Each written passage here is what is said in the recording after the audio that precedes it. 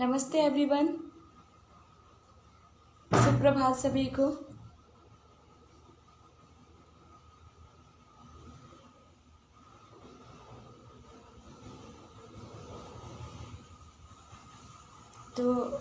मेरा नाम साधना विश्वकर्मा है। मैं देवी अहिल्या यूनिवर्सिटी से यौगिक साइंस कर रही हूँ, जिसमें मेरा द्वितीय वर्ष है। और इसमें मुझे विषय दिया गया है बच्चों के लिए योग क्यों।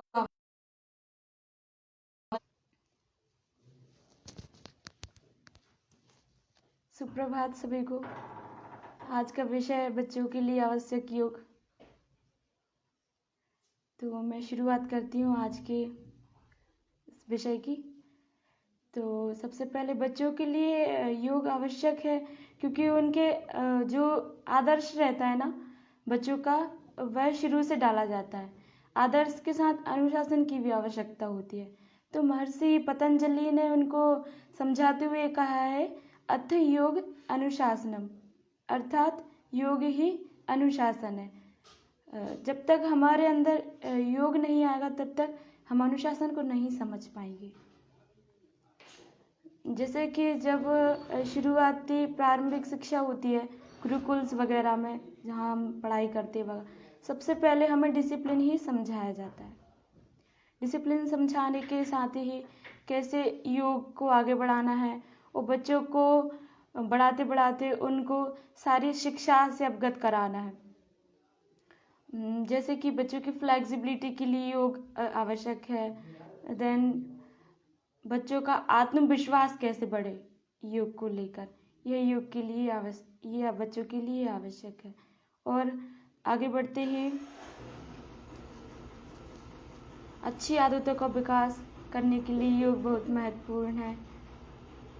पहले भी कई सारे स्कूल्स वगैरह में ही अच्छे अनुशासन वगैरह के लिए योग को लागू कर दिया जाता था। जैसे कि शिक्षा, खेल शिक्षा अभी अनिवार्य कर दी गई है स्कूल्स वगैरह में।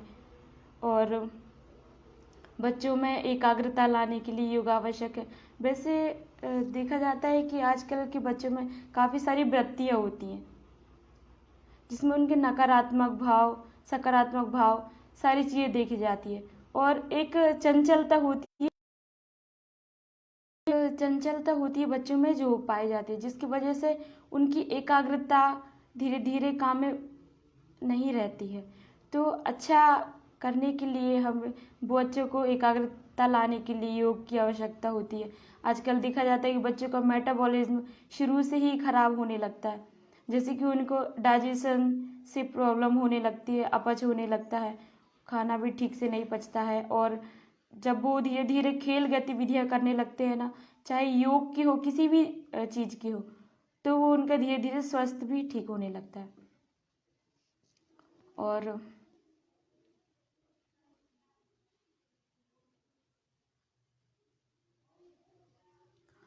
और जब तक हम किसी चीज़ में आत्मविश्वास नहीं कर सकते, जब तक वह हमें सफलता प्राप्त नहीं करा सकती।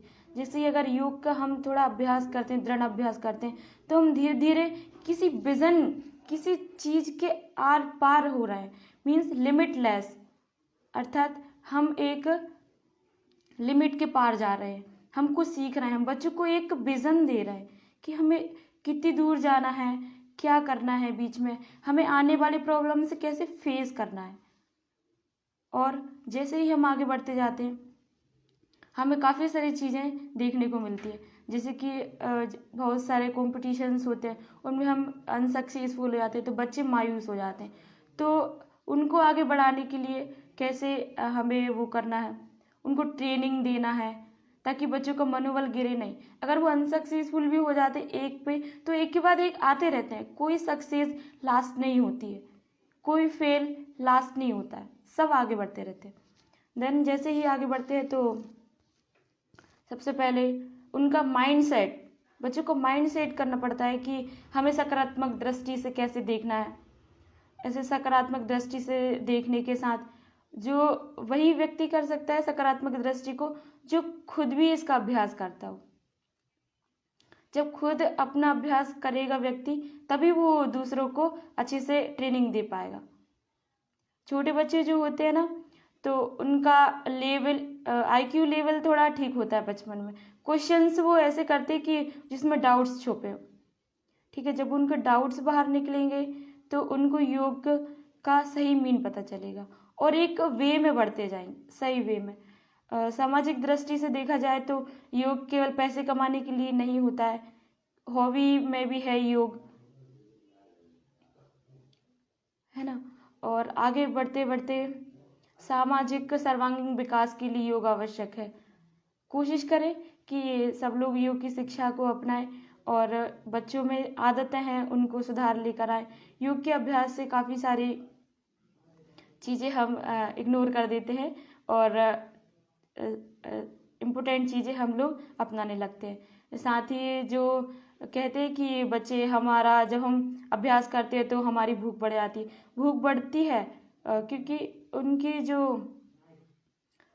शक्ति रहती है ना अंदर, वो पचाने वाली, तो उसमें हाँ भूख लगने के साथ ही उनका अत्यधिक भोजन, जब योग के अभ्यास अच्छा होने लगता है ना, तो हम उतना ही भोजन लेते हैं जितना हमारे शरीर को आवश्यक होता है ना। मैंने योगिक साइंस किया हुआ है, BSc सेकेंड ईयर में हूँ मैं अभी, दिव्य अहिल्या यूनिवर्सिटी इंदौर। तो मैं बस यही समझाना चाह रही हूँ, यही आवश्यकता है बच्चों के शरीर में कि कैसे माइंड सेट किया जाता है उनका। बच्चों को शुरू से आदतें अपनानी होती है। योग ही अनुशासन है, अर्थात अनुशासन के लिए सबसे जरूरी। यदि अनुशासन आ गया तो आपने एक योग की पीढ़ी पकड़ ली। योग और सभी वैसे शिक्षा के इस शारीरिक शिक्षा के लिए आगे बढ़ रहे हैं, धीरे धीरे करके सभी जुड़ रहे हैं इससे। और अगर एक व्यक्ति समाज में अच्छा होता है तो वो 100 लोगों का कल्याण कर सकता है। इसलिए अपने बच्चों को ऐसा बनाओ कि आगे बढ़ते बढ़ते हमारे समाज का कल्याण हो, आप खुद उस तारीफ के लायक बने और जैसे भी हैं आप सभी के भले के लिए कार्य करें। और ये नहीं है कि सिर्फ हमें आगे योग का करियर ही देखना है ना। करियर ही नहीं, हमें आगे बहुत कुछ करना है। और बच्चों के लिए सबसे अच्छा है कि उनका जब भी उनको प्रथम मतलब फर्स्ट स्टेज पर आप सिखाएं। फर्स्ट स्टेज की जब उनको आवश्यकता होती है ना, उसको पहले अच्छे से समझ ले, पहले समझ ले। बच्चों के लिए उनकी बॉडी पर कैसे वर्क करना है सिखाना धीरे धीरे। पहले उनको रूल्स वगैरह, उठने बैठने के रूल्स, जब वो उठने बैठने के रूल्स से बन जाएंगे तो अपने जीवन में भी आगे बढ़ेंगे, अपने जीवन में वही रूल्स अपनाते जाएंगे। बच्चों को जैसी प्रारंभिक शिक्षा दी जाती है ना, वैसे ही बच्चे आगे बढ़ने लगते हैं। माना कि उनको सिखाया जाता है कि बच्चों में झूठ बोलने की आदत को ख़त्म करना चाहिए, तो हम झूठ के पीछे थोड़ा सा रहस्य बता देते हैं तो वो उस चीज़ को धीरे धीरे ख़त्म करने लगते हैं। और जब उनके सामने वो चीज़ आती है तो वो उनको याद आता है कि नहीं, मैं झूठ बोलूँगा तो ये रिजल्ट रहेगा। इससे आसान होता है कि बच्चों को कैसे आगे बढ़ाना चाहिए। और हाँ, आसनों की बात करेंगे थोड़ी देर से, पहले ये नॉर्मल चीज़ें देख लेते हैं। तो योग का अनुशासन और खाने पीने की आदत बच्चे उतना ही लेने लगते हैं आगे जाके जितना उनके शरीर को आवश्यकता होती है। और साथ ही भीतर आत्मविश्वास सबसे ज़रूरी है आज के समय में। आत्मविश्वास जब आत्मविश्वास डगमगाता है तो बच्चे का मोरल डाउन होने लगता है। मोरल डाउन होने के साथ ही वो कहते हैं कि अब मैं शायद कुछ कर नहीं पाऊंगा, है ना। जब बच्चों को आगे बढ़ाते हैं तो ट्रेनर जो रहता है ना, कोच, उसको पहले सारी बातें समझनी होती है कि बच्चों को कैसे खेल खेल में कोई चीज़ सिखाई जाए, कैसे उनको आगे सिखाया जाए। जब भी आप धीरे धीरे करके जाएंगे तो उनके एक्सरसाइज ऐसे होना चाहिए कि उनको मज़ा आए करने में। इंजॉय जब होगा तो धीरे धीरे वो सीखेंगे, उनको मज़ा आएगा। फिर आगे जाके उनको पता चलेगा कि हम कितनी गहराई में जा रहे हैं। हम धीरे धीरे धीरे करके उनको एक गहराई, एक विज़न, उनका एक लक्ष्य तय कर रहे हैं कि आपको यहाँ तक जाना है ना। और सिर्फ यही नहीं है कि हम सिर्फ अपना मतलब निकाल रहे हैं कि पैसे लेना है ऐसा वैसा, बट ऐसा नहीं है। एक श्री रामदेव बाबा जी भी तो हैं, वह भी तो देश का कल्याण कर रहे हैं। और इसी के साथ ही आमतौर देखा जाता है कि सब सिस्टम्स गड़बड़ होने लगते हैं, तो अगर एक व्यक्ति समाज में मजबूत होता है तो सारा समाज मजबूत बनता है। तो ध्यान केंद्रित करने के लिए मेडिटेशन किया जाए, और मेडिटेशन के लिए कुछ 5-6 बातें ज़रूरी होती हैं। जैसे कि सबसे पहले अपनी वृत्ति मतलब अपने विचारों का जो समावेश है वह मन में ना आने दिया जाए। हमें पहले वृत्ति शून्य होना पड़ेगा। हमारे मन में कोई ऐसा विचार नहीं आना चाहिए जो हमें भटका दे। इसलिए कहते हैं कि इनहेल और एक्सेल पर ध्यान दीजिए। आप कैसे ब्रीथ लेते हैं, कैसे छोड़ते हैं, उस पर हमारा पूरा फोकस होना चाहिए। बच्चों के लिए आवश्यक आसन, जैसे महज बच्चों का अभ्यास 7-8 साल से स्टार्ट किया जाता है। 7-8 साल से शारीरिक शिक्षा प्रारंभ कर देना ही चाहिए, मुझे ऐसा लगता है, और होता ही है मोस्टली। तो आजकल बच्चों को सबसे पहले आसन जो रहता है वो पश्चिमोत्तानासन रहता है। बच्चों की हाइट बढ़ाने के लिए ज़्यादा ज़रूरी रहता है, बच्चों का डाइजेशन सिस्टम ठीक करने के लिए रहता है, उनमें चुस्ती फुर्ती के लिए ये सभी योग की आवश्यकता होती है। साथ ही हम कैसे टीम बनाते हैं, बच्चों के अंदर ये भावना रहती नहीं मैं अकेला करूँगा ये काम, वो अकेला करूँगा। तो सही मायने में देखा जाए तो अगर आप टीम को लेकर चलेंगे उनके साथ, जो कोच ट्रेनर रहता है, तो बच्चे भी आपको फॉलो करेंगे। नहीं, हमारे कोच भी ऐसा करते थे, तो वो चीज़ हमारे अंदर भी होना चाहिए और बच्चों के अंदर भी, कि हम कैसे टीम के साथ काम करते हैं। एकजुटता, हमारे देश में एकजुटता बनाने के लिए अभी तो सब यहाँ वहाँ हो रहा है, बट हम चाहते हैं कि अभी एकजुटता बनी रहे। अगर एकजुटता एक सकारात्मक मार्ग से बनी रहेगी ना, सकारात्मक बेस है, तो कोई हिला नहीं सकता, देश की नींव भी नहीं हिला सकता। क्योंकि बच्चों को पता रहता है कि जब हम आगे बढ़ते हैं तो हमारी जो नींव है वो बहुत मजबूत है। हम चारों साइड देख के चलते हैं। हमारा अगला स्टेप क्या होगा, अगर हम वहाँ से फेल होते हैं तो नेक्स्ट क्या लेना है, यहाँ से फेल होते हैं नेक्स्ट क्या लेना है, और अगर हम पास होते हैं तो हमें नेक्स्ट क्या लेना है, ये बच्चों को समझाना चाहिए। इसलिए योग आवश्यक है। इसमें योग की बात कहाँ आती है कि हमारे सद्विचार ही हैं जो हमें योग से जोड़ कर रखते हैं। हमारे सद्विचार ही जो हमें योग से जोड़ कर रखते हैं। ये सद्विचार कहाँ से आएंगे, आपका अच्छा व्यवहार, आपका व्यवहार ही आपको आगे बढ़ाता है। आगे व्यवहार बढ़ाते बढ़ाते आपको धीरे धीरे आवाज़ होने लगता है कि हाँ, मेरे बच्चे भी आगे बढ़ रहे हैं, और हम आसानी से कुछ कर जाते हैं। और अभी बच्चों के आसनों की बात करें तो इसमें सबसे पहले तो बच्चों को सीधा बैठकर बताया जाता है कि कैसे बैठना है, स्पाइन सीधी कैसे करना है। जब तक स्पाइन में आपकी सारी एनर्जी होती है बॉडी की, जब तक आप स्पाइन सीधी नहीं करेंगे तब तक आपको दिक्कतें ही होती रहेंगी। क्योंकि आपको जो चक्रास रहते हैं ना, हमारे शरीर के अंदर 7 चक्र निहित होते हैं, तो वो ही आपको ट्रेन करते हैं सही तरीके से, कि कहाँ आप जब किसी नेगेटिव ऊर्जा से गुजरते हो तो वहाँ से भी नेगेटिव ऊर्जा आपके शरीर में व्याप्त होती है और माइंड तक जाती है। जब वो माइंड तक जाती है तो सारे नेगेटिव विचारों से भर देती है। जब तक आप खुद से पॉजिटिव कार्य नहीं करोगे, जैसे कि किसी व्यक्ति की हेल्प करना, तो वो एक पॉजिटिव कार्य। फिर हेल्प करने के बाद हमारे मन में आता है कि हमने उसका ये काम किया तो सामने वाले को खुशी मिली, खुशी मिलने के साथ हम खुश हैं।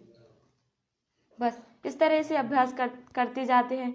और बच्चों के लिए योग की आवश्यकता में ही बस इतना ही है कि शिक्षा बहुत ज़रूरी है। किसी भी चीज़ की शिक्षा योग के साथ उनको अच्छी अच्छी बातें भी सिखाएं, और अच्छे व्यक्तियों के साथ जुड़ने का हमें मौका मिलता है।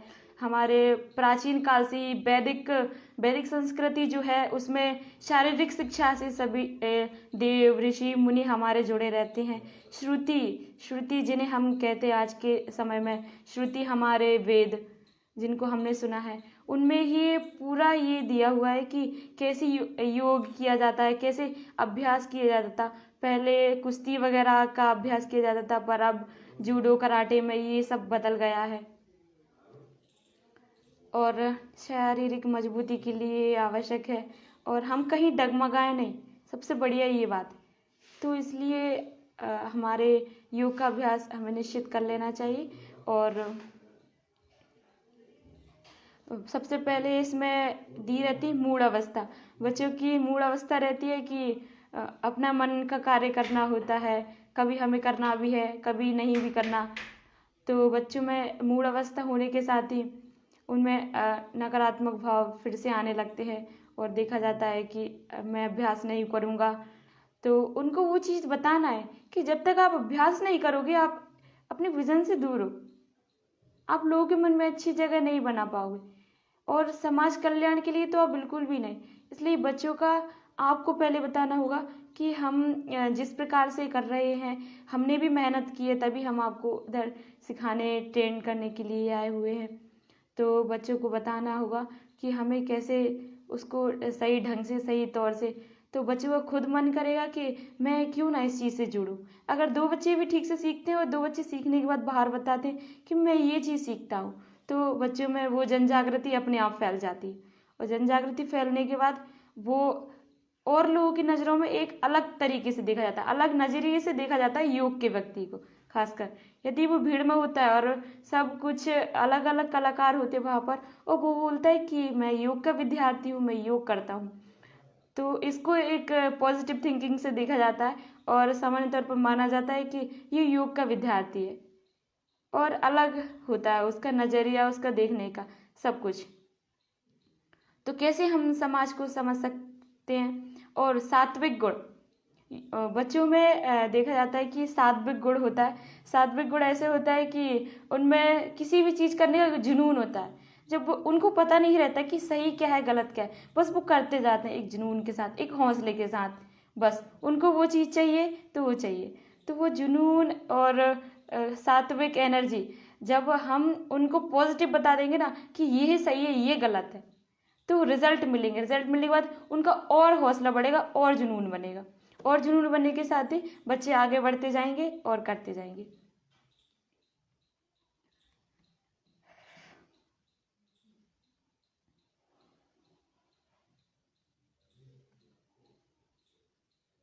योग का अभ्यास करने के साथ ही मानसिक दृष्टि से देखा जाता है कि मानसिक बच्चे कैसे होते हैं।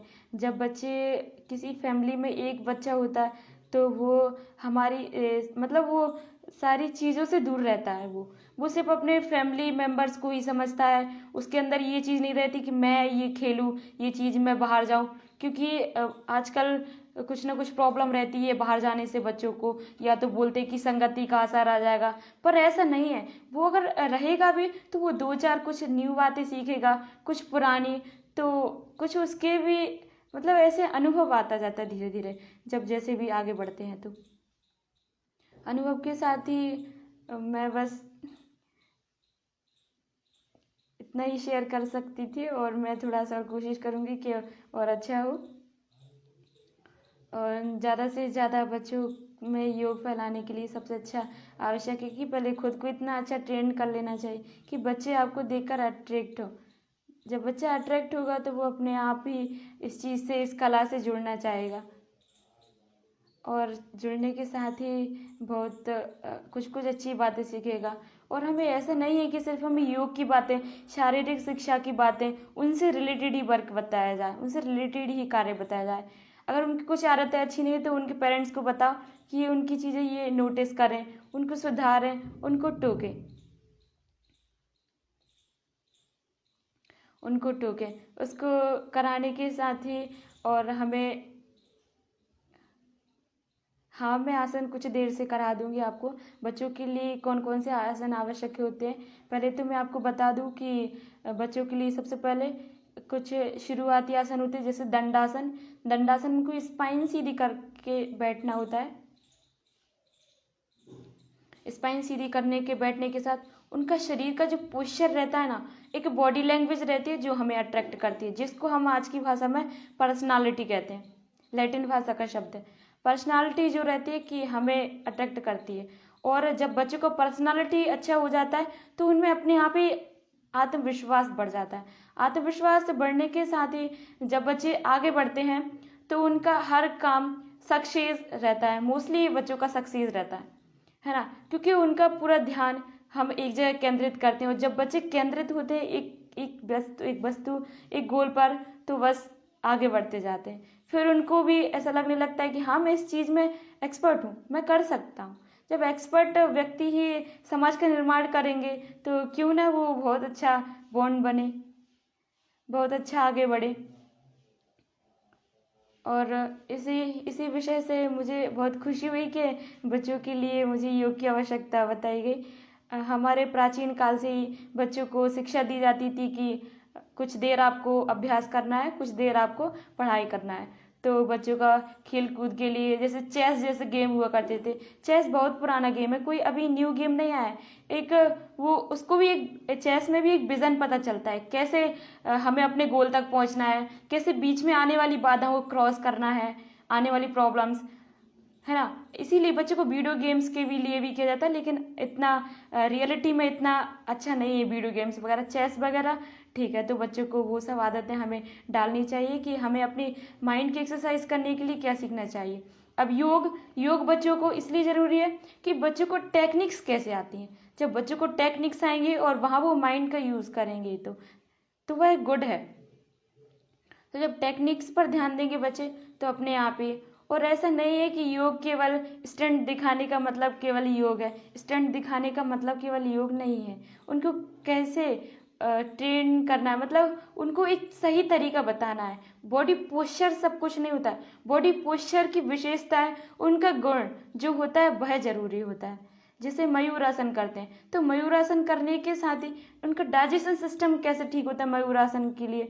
जब मतलब पेट के साथ करते हैं ना उसको, हमारे दोनों हाथों के कोहने को नाभि के पास रखते हैं और पूरा वजन हम जब उठा लेते हैं, तो वो शरीर कुछ ना कुछ डाइजेशन सिस्टम के लिए ठीक है, फेफड़ों के लिए ठीक है।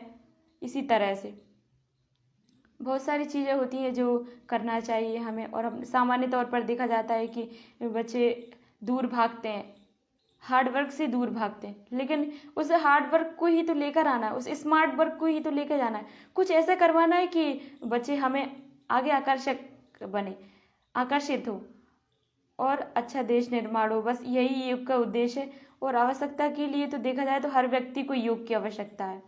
जब बच्चे बाहर का खा पी लेते हैं, तो देखना चाहिए कि वो डाइजेस्ट होता है कि नहीं। कई बार डाइजेस्ट नहीं होता है, फूड पॉइजनिंग हो जाती है।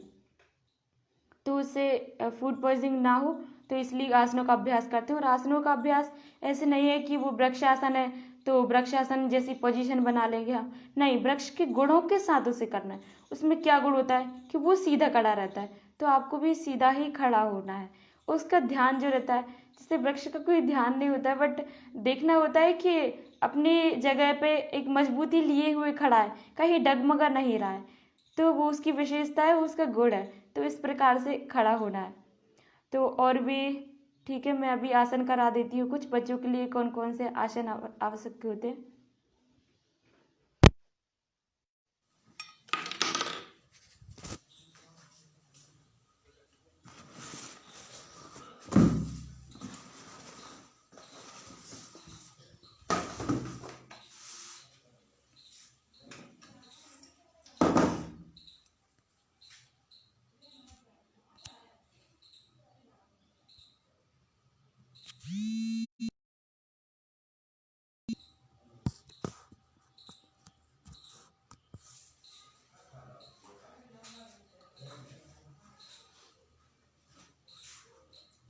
सबसे पहले तो बच्चों को हमें पद्मासन में ही बैठाना है, पैर दोनों सीधा करवाना है। दोनों पैर सीधा करवाने के साथ ही बताना है कि हमारा जो स्पाइन का लेवल है ना, एकदम सीधा होना चाहिए। क्योंकि यहाँ पर जो चक्रास होते हैं ना, उनमें पॉजिटिव एनर्जी रहती है। हर चक्र से अलग अलग एनर्जी निकलती है, हर चक्र से अलग अलग ऊर्जा निकलती है। तो ऊर्जा जब आपके शरीर में व्याप्त होगी, तभी तो आप कुछ कार्य कर पाएंगे। तभी तो जब बच्चों को सीधा बैठाना है, उनके देखना है कि शोल्डर्स ऐसे झुके हुए ना हो, उनकी स्पाइन ऐसी मुड़ी हुई ना हो। सामान्य तौर पर बच्चे ऐसे बैठते हैं, तो उनको बताना है कि हमारा जो लेवल है ना, वो यहाँ हाथ ये। और उसके बाद फिर धीरे से पद्मासन उठाना है। एक पैर को उठाएंगे और यहाँ रखेंगे,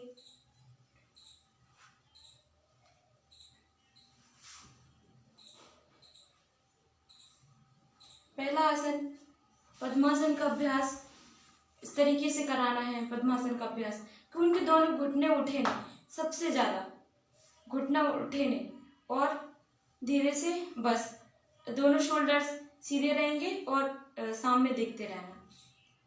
देखने के साथ ही धीरे से अपने नेत्र बंद करेंगे। करने के पश्चात ही हमारा पूरा ध्यान हमारे ब्रीथ पर होगा, कैसे ब्रीथ लेना है, कैसे छोड़ना है।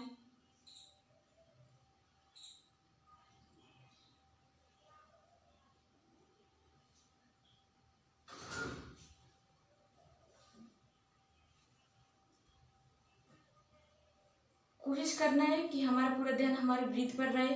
और जब सुबह का अभ्यास करने को इसलिए बोलते हैं क्योंकि दिन भर जो हमारे मन में वृत्तियां आती है, विचार, वो भटकते रहते हैं। क्योंकि कम से कम दिन में अगर आप 50 लोगों से भी मिलते होंगे तो 25 आपको नकारात्मक विचार वाले मिलते होंगे, तो हमारे अंदर वह चीज भी आ जाती है धीरे धीरे करके। तो हमें उसको रिलीज करना है, उसको छोड़ देना है। फिर इसके बाद आएंगे बच्चे को फिर वज्रासन बताना चाहिए कि एक पैर कैसे लेना है, देन दूसरा कैसे लेना है, और इस पर धीरे से बैठ जाना है। बैठने के पश्चात हमारा पैर पीछे लगा हुआ बटक से, ये पीछे से मिले हुए दोनों एड़ी पंजे, नजरें सामने, हाथ थाइस घुटने के ऊपर और नजरें सामने।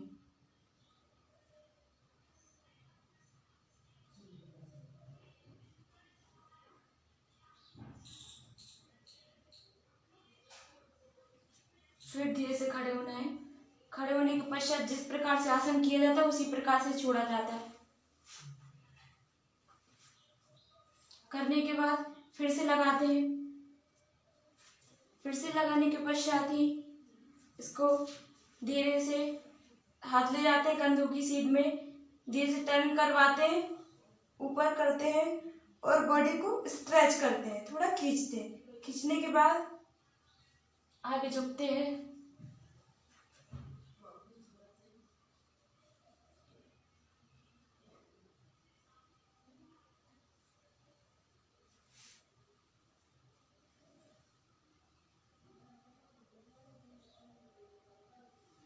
फिर धीरे से बच्चों के आमतौर पर देखा जाता है कि ज्वाइंट्स खुलते नहीं है, हिप ज्वाइंट्स भी नहीं खुलते, तो धीरे से तितली आसन करेंगे। धीरे से बच्चे खास तौर पर ऐसे बैठते हैं इसको, तो कोशिश करना है कि हमारा ये बॉडी है उसको सीधा रखा जाए, स्पाइन को बिल्कुल सीधा रखा जाए और इस तरीके से किया जाए।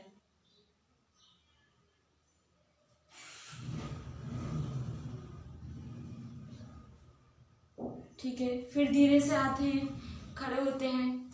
खड़े होने के बाद शोल्डर से थोड़ा सा ज्यादा कर लेते हैं हमारे शरीर का, और अपना बायां हाथ रहता है दाएं पैर के पास, और ये वाला हाथ रहता है ऊपर और नजर सामने, त्रिकोण आसन।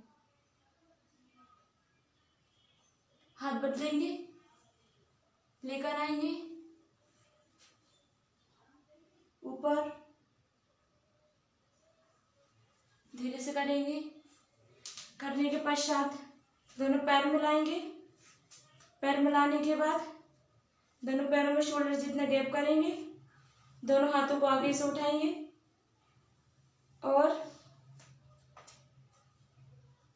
ध्यान रखा जाए कि जब हम पूरी बॉडी को उठाते तो हमारा पेट अंदर होना चाहिए, अंदर स्ट्रेच करने के साथ पेट को भी अंदर खींचना है, उद्यान बंद जैसा लगना चाहिए।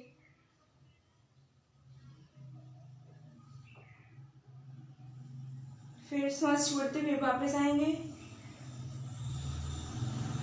धीरे से दंडासन में रिलैक्स करते हैं। किसी भी आसन के पश्चात 5-6 सेकंड का रेस्ट लेते हैं, जिनमें ब्रीथ करते हैं, इनहेल और एक्सहेल के अभ्यास के दौरान हमारी सांस बढ़ जाती है। फिर करवाते हैं वृक्षासन। वृक्षासन जो रहता है कंसंट्रेशन के लिए, हमारा पूरा शरीर सीधा होना चाहिए। धीरे से दोनों हाथों को ले जाते हैं ऊपर, लेकर आते हैं सामने और इस तरीके से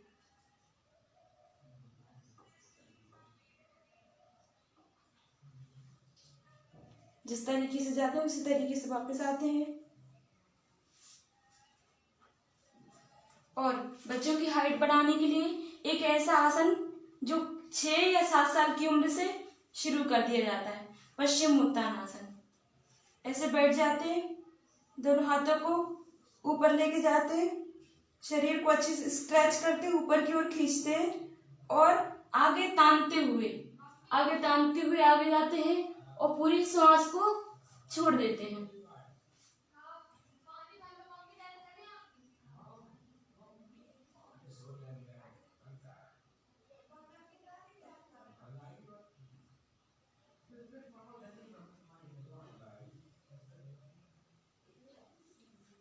शुरुआती में बच्चों कम से कम 10 से 15 सेकंड बच्चों को रोकवाना है। ये बच्चों की हाइट बढ़ाने के लिए आवश्यक है। बस धीरे धीरे 5 से 6 आसन स्टार्टिंग में करवाने होते हैं जो बच्चों की फ्लेक्सिबिलिटी के लिए आवश्यक है। हो सके तो चक्रासन का अभ्यास कराना चाहिए। पहले बच्चों को लेट कर कराना चाहिए। लेट कर कराने के पश्चात ही उनके खड़े होने के पश्चात दोनों तरीके इस प्रकार से करते हैं।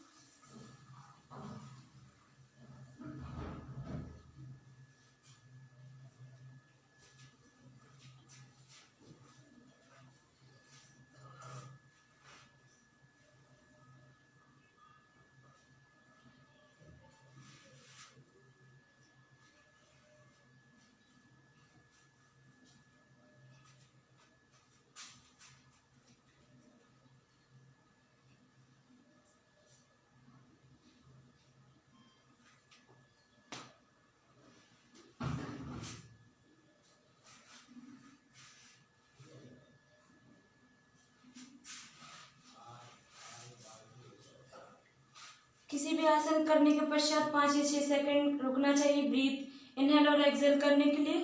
पहले हमने किया था इसका अभ्यास लेट कर, अब करेंगे खड़े होकर। जब बच्चों का अभ्यास ठीक तरीके से हो जाता है, हाथों पर बैलेंस बनने लगता है, तो हम खड़े होकर इसका अभ्यास करवाते हैं।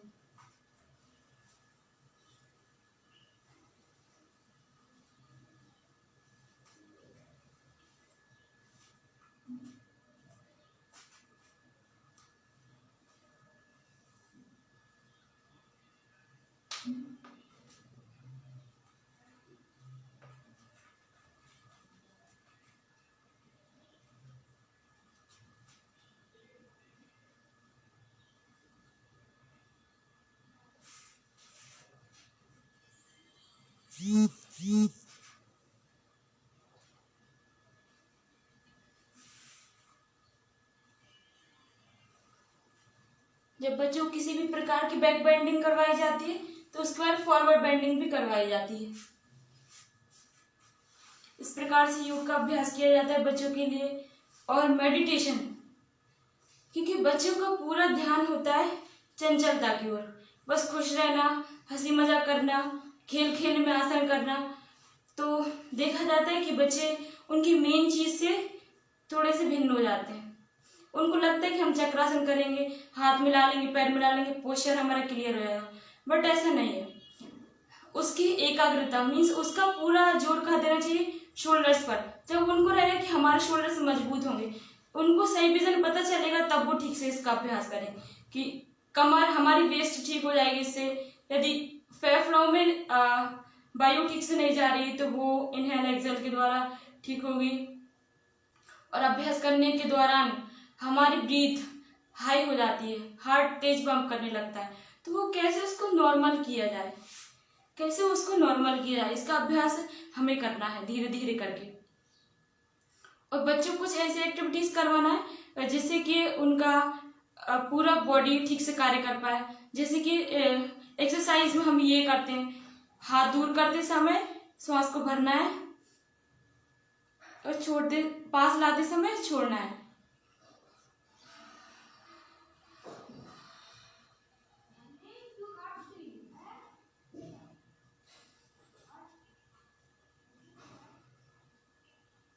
इस तरीके से। और बच्चों को खेल गतिविधियों से जोड़ने के लिए योग सबसे अच्छा है। योग हर स्पोर्ट्स का बेस है। योग के पश्चात आप कोई भी स्पोर्ट्स ज्वाइन करेंगे वो आपको आसानी से प्रॉफिट ही देगा, कोई लॉस नहीं जाएगा, बहुत अच्छे से समझ में आ जाएगा। योग टेक्निक का गेम है, योग फिजिकल वर्कआउट तो है ही उसमें खूब सारा, तो और सबसे बड़ी बात कि हमारी संस्कृति से जुड़ी हुई है योग से। अभी भारत में लगभग 85% लोग इससे लगभग जुड़ते ही जा रहे हैं। बहुत कम है कि ये गांव गांव तक नहीं पहुंच पा रहा है, पर लगभग हर जगह एक योग शिक्षक अब है और काफी सारी चीजें दे रहा है सिखाने के लिए। ज्यादा से ज्यादा अच्छा करने के लिए योग का किया गया है आयोजन, और कहीं ना कहीं इसके आयोजन होते ही रहते हैं। तो कोशिश करो, अगर आपको भी आता है तो आप भी सिखाओ।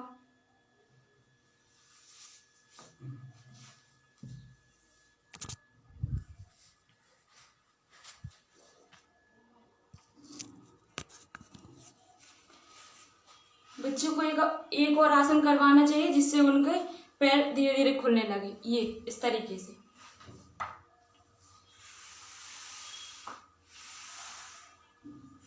ये भूमि नमन आसन थोड़ा कठिनाई की ओर है, पर आसान है। धीरे धीरे इसका अभ्यास कराने से हो जाएगा।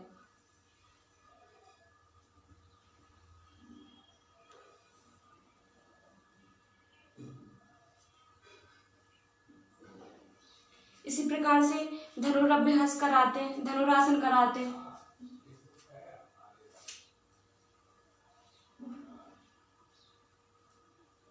लेकर जाते हाथ, धीरे से पैर उठाते हैं। सबसे पहले पैर उठाने के पश्चात इस तरीके से हाथ पकड़ते हैं। हाथ पकड़ने के बाद हमारा पूरे शरीर का भाग उठाते हैं ऊपर, और हमारी कोहनियों को मोड़ते हुए लेकर आएंगे पीछे।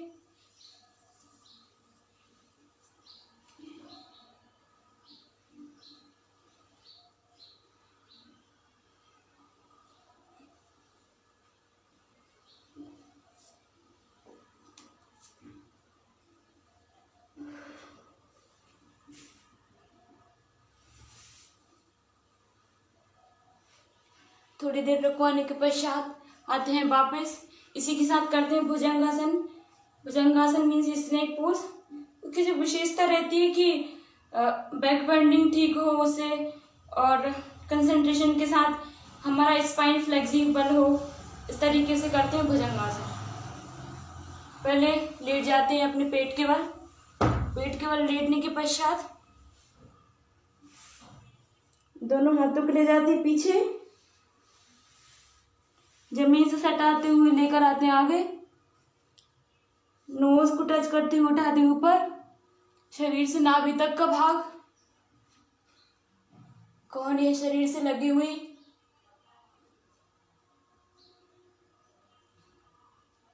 धीरे से आते हैं नीचे,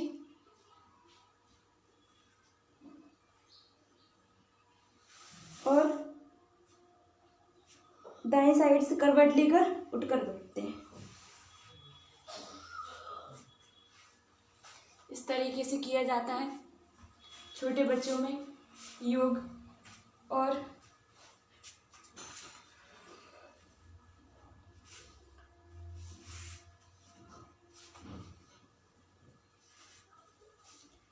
कुछ आसन होते हैं जो बच्चों को बहुत प्रिय होते हैं। जैसे बैलेंस बनाने के लिए हमें क्या करना चाहिए? बैलेंस बनाने के लिए हमारे दोनों हाथों को दोनों थाइस के पास लेकर जाते हैं, शोल्डर जितने गैप के साथ, और धीरे से पूरे शरीर को श्वास के साथ ऊपर उठाते हैं।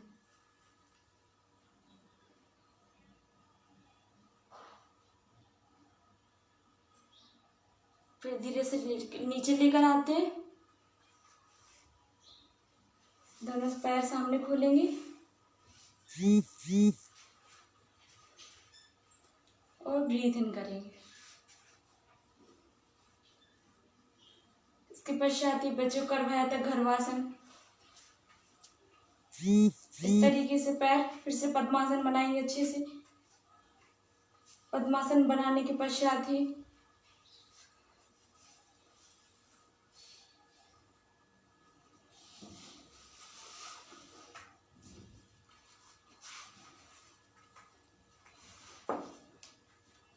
और इस तरीके से बच्चों को पकड़वाते हैं।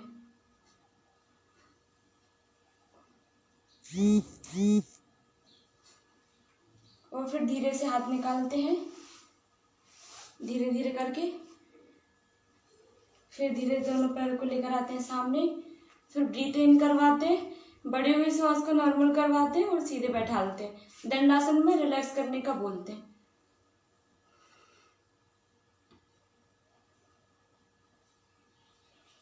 और इसी के साथ करवाते हैं वक्रासन। वक्रासन करवाने के लिए अपना दायां पैर राइट पैर के लेफ्ट पैर के घुटने के पास रखते हैं और पीछे वाला पैर सीधे। वक्रासन इसलिए बोलते क्योंकि इसमें बैकबोन का शेप आकार जो है वह वक्र के समान हो जाता है, आड़ा टेढ़ा, इसलिए इस तरीके से।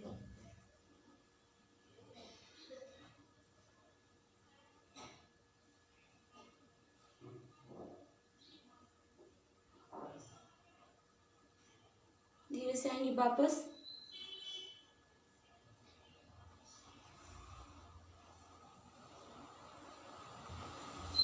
इसी तरह दोनों ओर से करवाएंगे। फिर बोलेंगे दंडासन में रिलैक्स के लिए।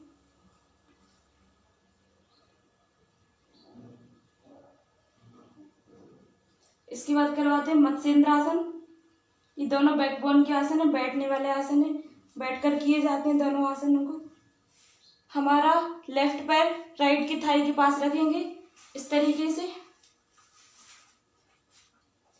ऐसे, और राइट वाला पैर रखेंगे इधर नी के पास, दूसरे घुटने के पास, और हाथ को उठाएंगे शोल्डर के पास से, लेकर जाएंगे, टर्न करेंगे पूरी बॉडी, पकड़ेंगे एंकल दूसरे पैर का, और हमारा पूरा हाथ यहाँ।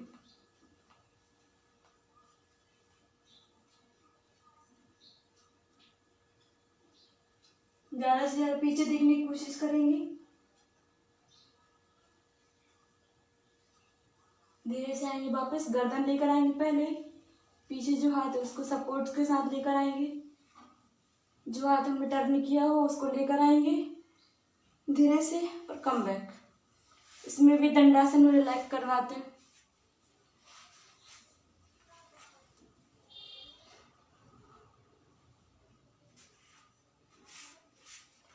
फिर बच्चे को वज्रासन में बैठालते कुछ देर। वज्रासन में बैठालने के बाद पीछे लेटने वाले 2 आसन करवाते हैं, सुप्त वज्रासन करवाते हैं और योग निद्रा करवाते हैं। सबसे पहले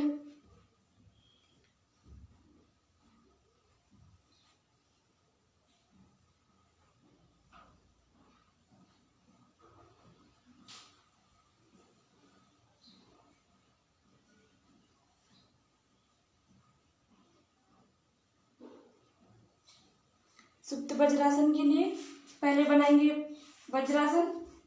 वज्रासन बनाने के पश्चात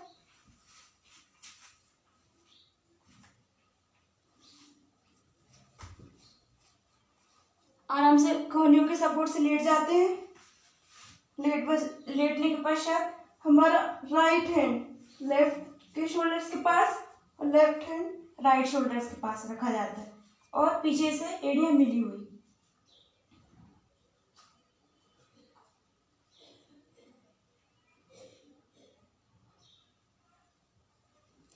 धीरे से आएंगे वापस, एल्बो की सपोर्ट से आगे झुकेंगे।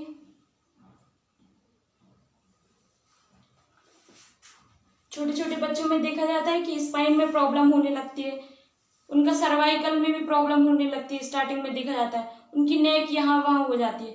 नेक का यहाँ वहाँ ठीक करने के लिए मत्स्य आसन का अभ्यास किया जाता है। या तो पद्मासन वाला मत्स्य आसन करवाएं या फिर लेटने वाला मत्स्य आसन करवाएं। जिसका वेट थोड़ा ज्यादा होता है उसको नॉर्मल मत्स्य आसन करवाया जाता है, पैर फ्लैट करके सीधे। तो सबसे पहले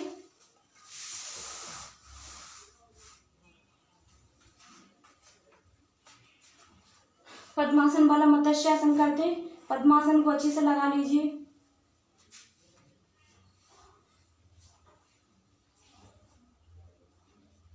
और आगे बैठ जाए। थोड़ा सा धीरे धीरे धीरे हमारे एल्बो के सपोर्ट से जाए पीछे। पीछे जाते समय फिर हमारे स्पाइन को गर्दन से ज़्यादा से ज़्यादा उठाए और सपोर्ट लगाए।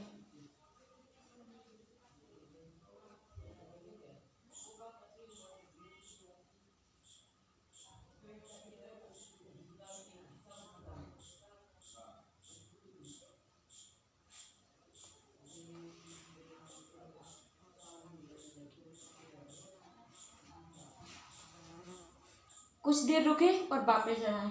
इसी तरह जिन बच्चों को वेट ज़्यादा होता है तो वो पद्मासन नहीं लगा पाते, तो करवाना क्या है, उनके दोनों पैरों को शरीर से सीधा करवाना है।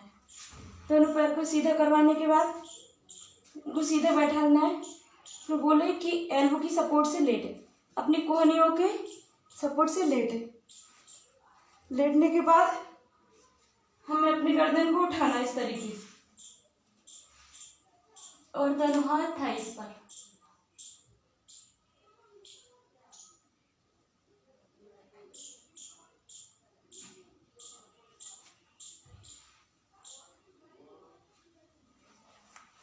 धीरे से कम बैक।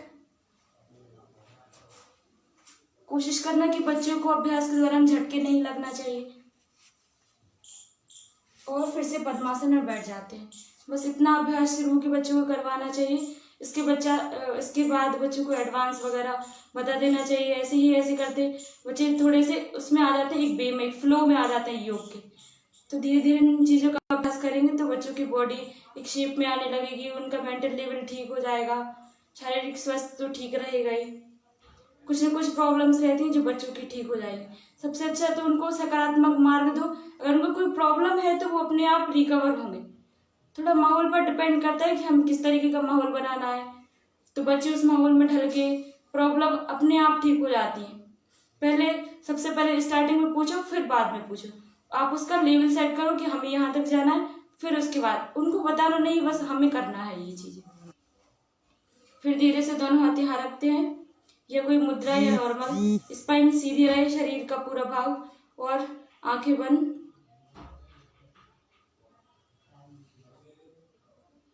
कुछ देर के लिए सांसों पर नियंत्रण।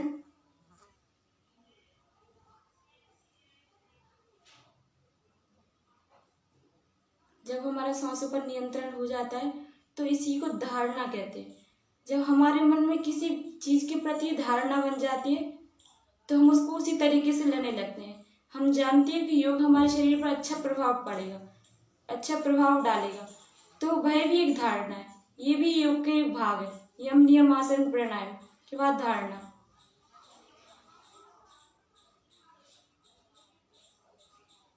फिर प्रेयर करते हैं और क्लास का समापन कर दिया जाता है। इस तरीके से बच्चे को उनकी विशेषता, गुण और आसनों का अभ्यास के लाभ के बारे में बताया जाता है। और बस आज के लिए इतना ही। धन्यवाद। राजमाता अहिल्याबाई केंद्र की ओर से आप सभी को धन्यवाद। मेरा सुप्रभात।